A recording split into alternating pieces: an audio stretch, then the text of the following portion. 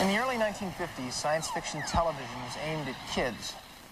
I'm Dean Cain. On Saturday mornings, those kids lucky enough to even own a television set were spellbound by the thrilling exploits of space heroes like Flash Gordon and Buck Rogers. Kids didn't care that the spaceships and space weapons looked more like kitchen utensils, or that the costumes were corny. To them, the early space television shows were a window to worlds beyond, and they gladly looked on.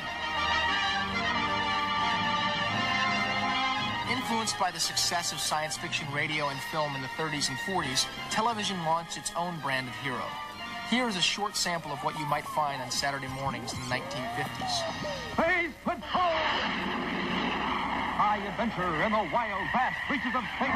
Missions of daring in the name of interplanetary justice. Travel into the future with Buzz Corey, Commander-in-Chief of the Space Patrol. Android, attack. Android, attack. From here, Corey, you go no place at all.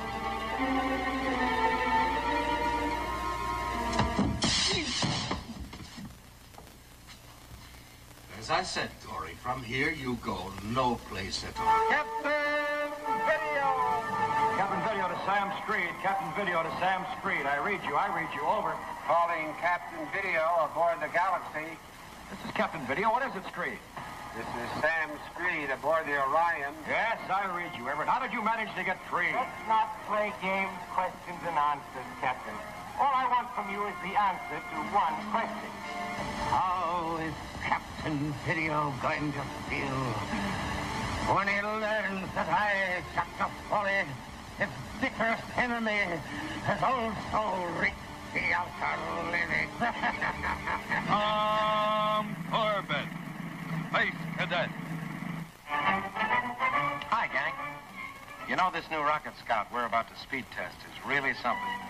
Space Academy, USA, in the year 2354 AD. The world beyond tomorrow. Hey, Tom, Roger, I didn't know you fellas were aboard this ship. Just having a look around. What are you doing here? Same thing.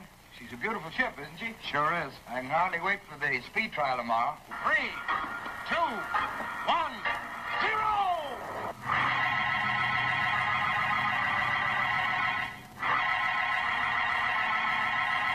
So until next fall, when we hope to blast off with you again, spaceman's luck to you all. Okay, Venus? Okay, Steve. Right. Let's go. Kids' television in the early 60s came with strings attached. Puppets were launched into outer space with the help of a process called super marionation.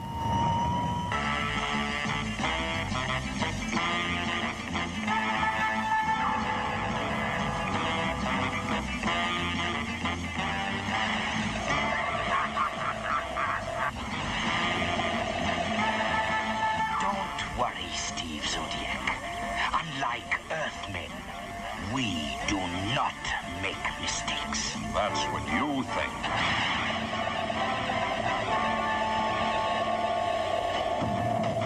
I guess I know now why they call you the greatest astronaut on Space Patrol. I think you're cute, too. Space Patrol, this is Fireball XL5 returning to base. Mission complete. Over and out. By 1965, science fiction on Saturday mornings took one small step for kids and one giant step for their parents when the first soap opera of the space age landed in prime time.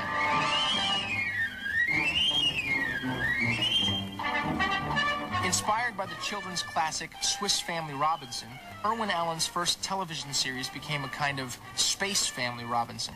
Truly inspiring. 6, 5, 4. Based on the premise that Earth is too crowded, the family is sent on the first mission to colonize other worlds. Unfortunately, their mission is sabotaged by a stowaway who tampers with the family robot. Hey, what are you doing there? You're not supposed to do that. Destroy.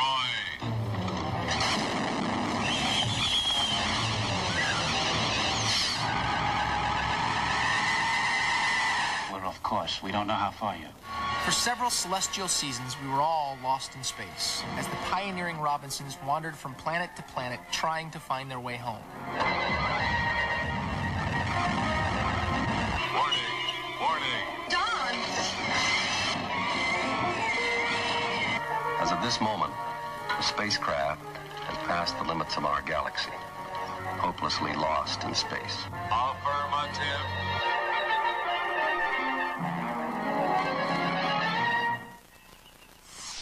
By 1966, if you really wanted to try something different, there was a little-noticed action-adventure space western.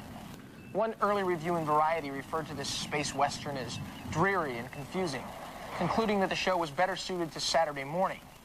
Viewers who tuned in on Thursday nights felt otherwise.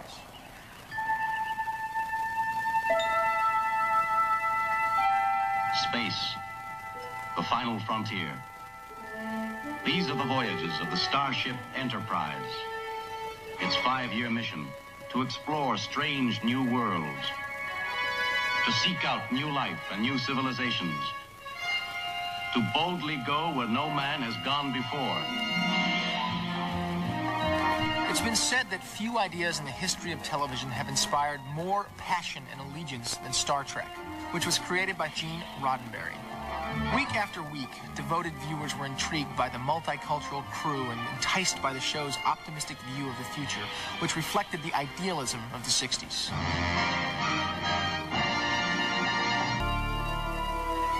On June 3rd, 1969, Star Trek's original mission ended. Warp 1, Mr. Sudan. Their mission continued in reruns, and soon everybody knew what their devoted fans had known all along. That Star Trek would become the cosmic cornerstone by which all other science fiction shows would be measured.